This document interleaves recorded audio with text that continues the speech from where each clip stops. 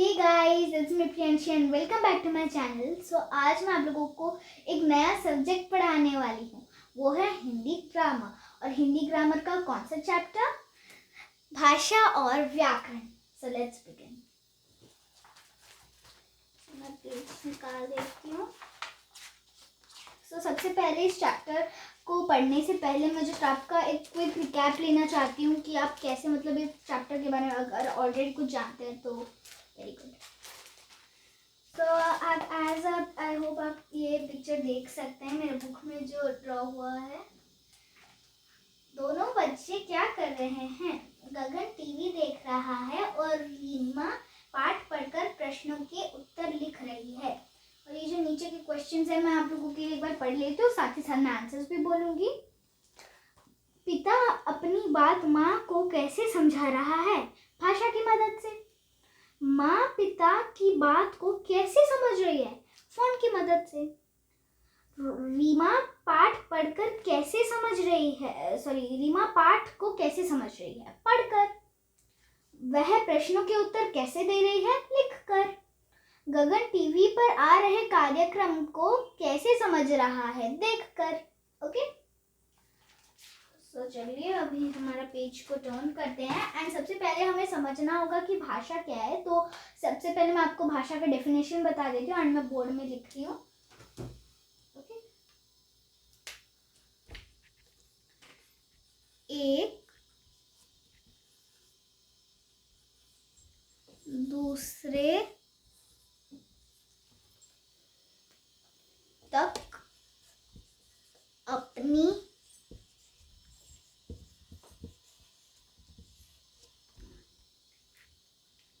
बात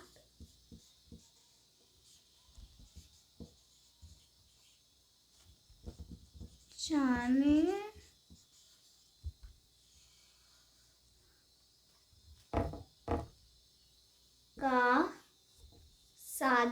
भाषा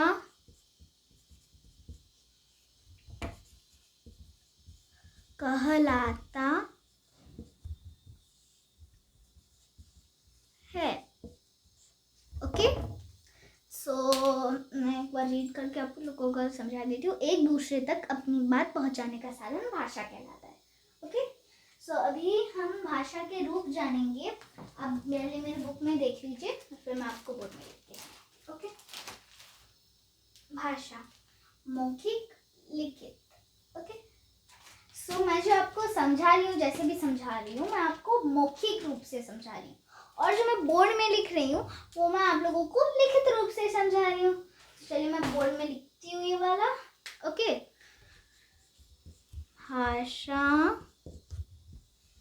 ओके, भाषा हो गया हमारा 2 पार्ट्स का, जिस मौखिक and second one is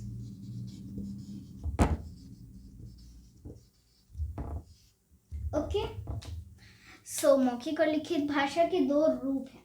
सो अभी हम जानेंगे भाषा के कौशल रूपने।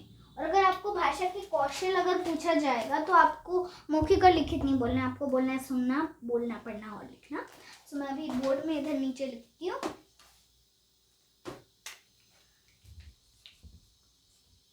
सुनना, बोलना, पढ़ना और लिखना। ओके, ये हो गए हमारे भाषा के 4 कौशल।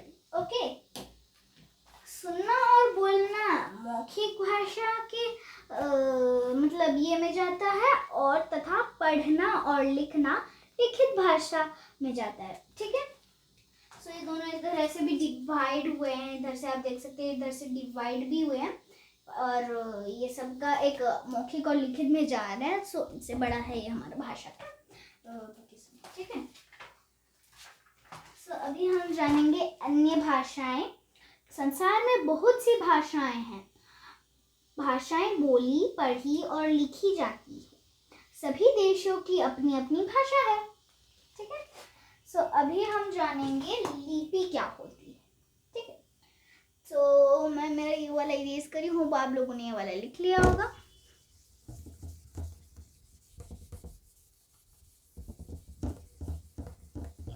लिपि,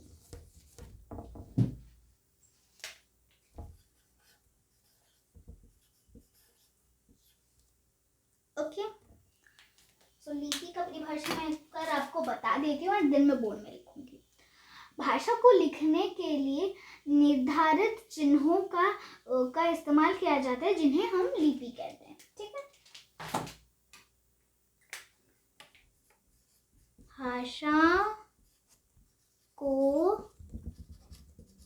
लिखने के लिए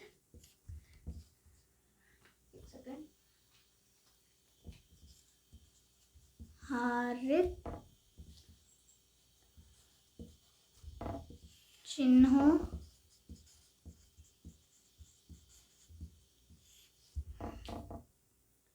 को लिपि कहते हैं।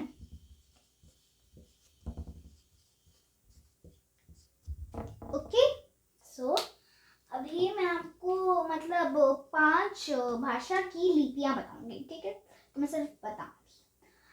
हिंदी, गुजराती, मराठी की लिपि है देवनागरी। पंजाबी की लिपि है गुरमुखी। बंगला की लिपि है बंगला और उर्दू की लिपि है फारसी। अंग्रेज की लिपि है रोमन, ठीक है। तो एक बार आप देख लीजिए ताकि आप लिख सके इसको अच्छे से, ओके।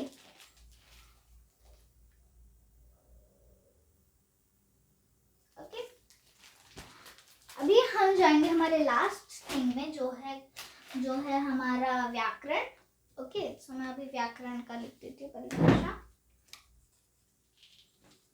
व्याकरण, ठीक है। भाषा को शुद्ध रूप में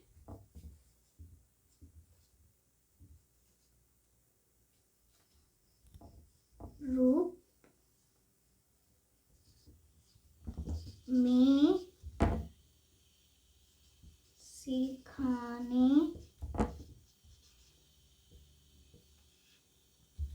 वाला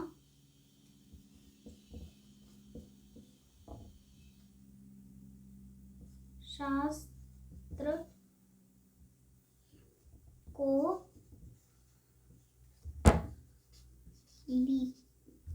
व्याकरण।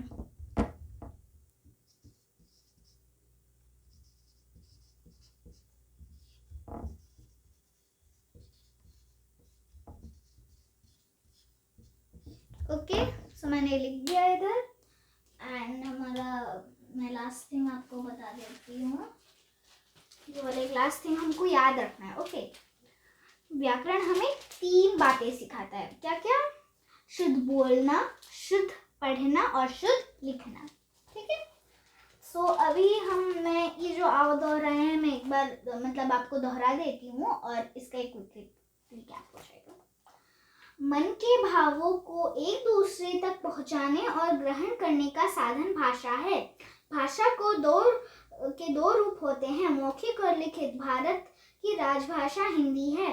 भाषा को लिखने के लिए निर्धारित किए गए चिन्हों का इस्तेमाल किया जाता है जिन्हें लिपि कहते हैं। हिंदी भाषा की लिपि देवनागरी है। भाषा को शुद्ध रूप में ज्ञान कराने वाला शास्त्र व्याकरण कहलाता है, ठीक है। सो हमारा चैप्टर खत्म हो गया है एंड होप अगर आपको अच्छे से चैप्टर समझ आ गया है और अगर आपको कोई भी डाउट है तो आप मुझे कमेंट्स कर सकते हैं और इस वीडियो को लाइक एंड शेयर कीजिए। बाय।